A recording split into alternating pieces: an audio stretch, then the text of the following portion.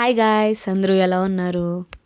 నేనైతే నా channel name అయితే మార్చానండి. ఇంతకుముందు శ్రావణి వ్లాగ్స్ అని ఉండేది. బట్ సెర్చ్ చేస్తుంటే శ్రావణి వ్లాగ్స్ ఒక 2, 3 ఛానల్స్ ఉన్నాయి సేమ్ నేమ్ మీద. సో ఈ నేమ్తో స్టైల్ విత్ శ్రావణితో కంటిన్యూ అవుదాము, నా ఛానల్ నేమ్ ఇంకా ఇదే ఉంచుదామని అనుకుంటున్నాను. మేమైతే బెంగళూరులో ఉంటున్నామని చెప్పాను కదండి. నేను మా చిన్న బాబుతో మేనేజ్ చేసుకోలేక మెయిన్ పెట్టుకున్నాను. ఈ ఇప్పుడు ఉండే హౌస్లో మేము 2 ఇయర్స్ అవుతుంది మేము వచ్చి. ఈ 2 ఇయర్స్లో ఒక 11-12 మెయిడ్స్ మారుంటారు మా ఇంట్లో. లాస్ట్ 1 వీక్ అయితే మరీ దారుణం అండి. ఒక రోజు వస్తారు, ఈవినింగ్కి వచ్చేసి నేను ఈ రోజు నుంచి రావట్లేదు, నా శాలరీ ఇవ్వండి, రేపటి నుంచి వీళ్ళు వస్తారని చెప్పేసి ఇంకొకరు పెడతారు. వాళ్ళు ఇంకొక 2 రోజులు వస్తారు, మళ్ళీ ఈవినింగ్ వచ్చేసి శాలరీ అడిగేసి ఇంకొకరిని పెడతారు. అలాగే ఈ లాస్ట్ 1 వీక్ నుంచి 4 మెంబర్స్ మారారు. ఏంటో నాకు అసలు ఈ నేపాల్ వాళ్ళు అసలు అర్థమే కాదండి. మన తెలుగు వాళ్ళు దొరకడం కొంచెం కష్టం బెంగళూరులో మెయిడ్స్. ఏం మాట్లాడదామన్న వాళ్ళ భాష నాకు అర్థం కాదు, నా భాష వాళ్ళకి అర్థం కాదు. అబ్బా భలే చాలా కష్టం అండి. అయినా లాంగ్వేజ్ ప్రాబ్లం అయినా ఓకేలే అని చెప్పేసి పెట్టేసుకుంటే వీళ్ళు ఇలా చేస్తుంటే భలే చిరాకు వస్తుంది. ఒక మెయిడ్ని అలవాటు పడే లోపే మెయిడ్ మారిపోతుంది. ఇంకా మెయిడ్స్ వాళ్ళు మనకి ఎందుకులే కానీ ఇక్కడైతే నేను మా హస్బెండ్కి కాఫీ పెడుతున్నానండి. లాస్ట్ మంత్ జనవరిలో అనుకుంటా మా హస్బెండ్ తైవాన్ కంట్రీ వెళ్ళారు ఆఫీస్ వర్క్ మీద. అక్కడ కాఫీ బాగా అలవాటు అయిపోయిందంట. టీ నుంచి కాఫీకి షిఫ్ట్ అయిపోయారు. అలాగా 2 సార్లు కాఫీ పెడదామని చెప్పేసి 2 సార్లు పాలు పెడితే 2 సార్లు ఇరిగిపోయాయండి. ఫస్ట్ గిన్నెలో ఫస్ట్ పెట్టినప్పుడు దాని ముందు రోజు అదే గిన్నెలో సేమ్ గిన్నెలో రసం పెట్టా, దానివల్ల ఇరిగిపోయాయేమో అనుకున్నాను. తర్వాత కూడా మళ్ళీ వేరే గిన్నెలో పెట్టినా కూడా ఇరిగిపోయాయి. ఇంకా మిల్క్ ప్రాబ్లమే అని చెప్పేసి అర్థమైంది. ఇంకా మా హస్బెండ్కి ఆకలేస్తుందని చెప్పేసి ఇంక ఉప్మా చేయడం స్టార్ట్ చేశాను. నేనైతే ఏం జాబ్ చేయనండి, ఇంట్లోనే ఉంటాను. ఇంట్లో ఉన్నాను కదా అని చెప్పేసి మా హస్బెండ్ నాకు హెల్ప్ చేయకుండా అయితే ఏమి ఉండరు. నాకైతే చాలా హెల్ప్ చేస్తారు. వీకెండ్స్ వస్తే కుకింగ్ అదంతా మా హస్బెండే చేస్తారు. ఇక్కడైతే ఉప్మా చేస్తున్నాను. మా హస్బెండ్ అయితే ఇంకా మా బాబుకి తినిపించడానికి అష్ట కష్టాలు పడి ట్రై చేస్తున్నారు. నేను కుక్ చేస్తుంటే తను తినిపించడానికి ట్రై చేస్తారు, లేకపోతే తను కుక్ చేస్తుంటే నేను తినిపిస్తాను. అలాగే ఇద్దరము వీకెండ్స్ అయితే మ్యాక్సిమం వర్క్ ఇద్దరం షేర్ చేసుకుంటామండి. ఇంకా వీక్ డేస్లో అయితే తప్పదు, తను ఆఫీస్కి వెళ్తే నేనే ఒక్కదాన్నే మేనేజ్ చేసుకుంటాను. ఇంట్లో వంట కానీ బాబుని కానీ అన్నీ నేనే మేనేజ్ చేసుకోవాలి. పిల్లలకి ఫుడ్ తినిపించాలంటే ఫస్ట్ మనకు కావాల్సింది పేషెన్స్. మా మ్యారేజ్ అయ్యి 4 ఇయర్స్ అయిందండి. నేను మ్యారేజ్కి ముందు నేనైతే నాన్ వెజ్ అసలు తినేదాన్నే కాదు. మ్యారేజ్ అయ్యాక కూడా ఒక 1 ఇయర్ పట్టింది నాకు నాన్ వెజ్ అంటే ఓన్లీ చికెనే తింటాను. ఆ చికెన్ కూడా అలవాటు అవ్వడానికి నాకు మ్యారేజ్ అయ్యాక ఆల్మోస్ట్ 1 ఇయర్ పైనే పట్టింది. మా ఇంట్లో అయితే మేము అసలు నాన్ వెజ్ తినము. మ్యారేజ్కి ముందు అల్లం వెల్లుల్లి పేస్ట్ కూడా చాలా తక్కువ అండి వాడుకునేది. అస్సలకి యూజ్ చేసుకోము. ఎప్పుడో ఏదో చట్నీలోకి కానీ వెల్లుల్లి యూజ్ చేసేది. అల్లం వెల్లుల్లి కూడా చాలా తక్కువ మా ఇంట్లో యూజ్ చేసేది. మా రిలేటివ్స్లో కూడా ఎవరికి అలవాట్లేదు. ఎగ్ కూడా తినము ఆఖరికి. ఎవరైనా నాన్ వెజ్ వండుకుంటున్నా కూడా ఆ స్మెల్ పడేది కాదు. అలాంటిది మ్యారేజ్ అయిన తర్వాత ఆ నాన్ వెజ్ వండుతున్నప్పుడు ఆ స్మెల్ నాకు అలవాటు అవ్వడానికి ఒక 1 ఇయర్ పట్టింది ఆల్మోస్ట్. నేనైతే ఇప్పటికీ ఎగ్ కానీ ఫిష్ కానీ మటన్ ఇంకేం తిన్ను. ఓన్లీ చికెన్ ఫ్రై అలవాటైంది ఒక 1 ఇయర్ తర్వాత. ఆ తర్వాత ఇప్పుడు చికెన్ బిర్యానీ, చికెన్ కర్రీ అన్నీ తింటున్నా. ఓన్లీ చికెనే తింటా, మిగతావేమి అంత అలవాటు అంతా కాదు, అసలుకి అలవాటే అవ్వలేదు నాకు.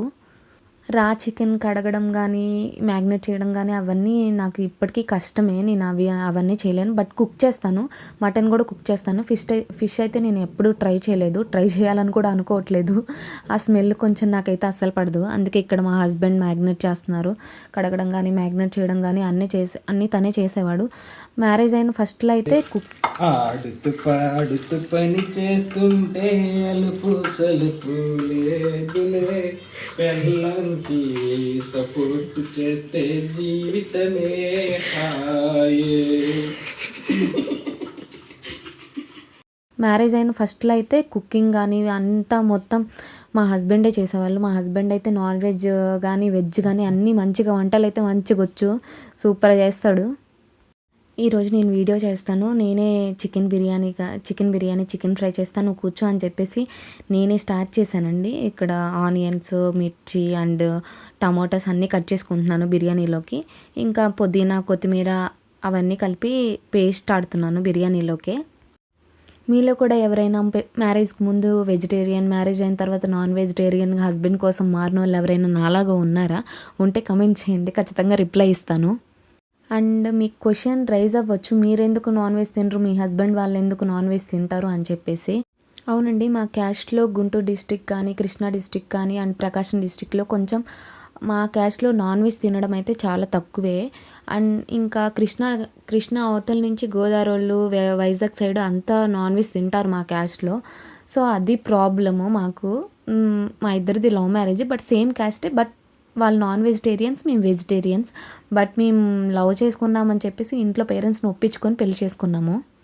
ఇక్కడైతే ఇంకా బిర్యానీ స్టార్ట్ చేశానండి. కొంచెం ఆయిల్ వేసుకొని అందులో బిర్యానీ ఆకు, స్టారు, లవంగాలు, యాలకులు అన్నీ వేసుకొని బాగా ఫ్రై చేసుకుంటున్నాను, అవి పచ్చివాసన పోయే వరకు. ఆ తర్వాత ఆనియన్స్, పచ్చిమిర్చి వేసుకొని అవి కూడా మంచిగా బ్రౌన్ కలర్లో వచ్చే వరకు అవి కూడా ఫ్రై చేసుకొని, అవి తొందరగా ఫ్రై అవ్వడానికి కొంచెం సాల్ట్ వేసాను లైట్గా. తర్వాత మళ్ళీ వేస్తాను సాల్ట్. బ్రౌన్ కలర్ వచ్చే వరకు ఫ్రై చేసుకోవాలండి. ఇంక ఇది ఫ్రై అవుతున్నప్పుడు ప్యారలల్గా చికెన్ ఫ్రై కూడా స్టార్ట్ చేశాను.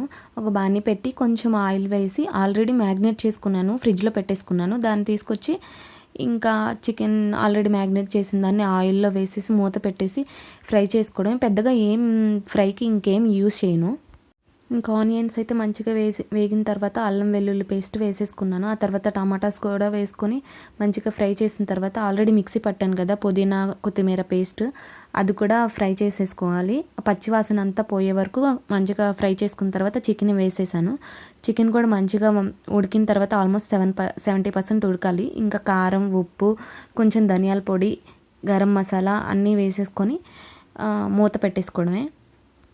చికెన్ మంచిగా 70% వరకు కుక్ అయిన తర్వాత ఇంకా అందులోకి మనం ఆల్రెడీ నేను రైస్ ముందే నానబెట్టేసుకున్నాను. ఆ నానబెట్టిన రైస్ అందులోకి వేసేసి మంచిగా ఆ మసాలా అంతా, చికెన్ మసాలా అంతా ఆ రైస్కి పట్టేలాగా కొంచెం సేపు అలా ఫ్రై చేసిన తర్వాత అప్పుడు వాటర్ వేస్తాను నేను. ఇంకా ప్యారలల్గా చికెన్ ఫ్రై కూడా అప్పుడప్పుడు మనం కదుపుకుంటూ ఉండాలి, లేకపోతే మాడిపోతుంది. ఇంకా లాస్ట్లో వాటర్ పోసిన తర్వాత లాస్ట్లో కొంచెం గీ వేసానండి. గీ వేసిన తర్వాత ఇంకా కొత్తిమీర వేసేసుకొని అందులో ఫ్రైలో కూడా కొత్తిమీర వేసేసాను. ఇంకా chicken fry and chicken biryani రెండు మంచిగా రెడీ అయిపోయాయి. టేస్ట్ అయితే చాలా బాగా వచ్చిందండి. నా వీడియో నచ్చితే please do like, share and subscribe my channel and press the bell icon also. Thank you, bye.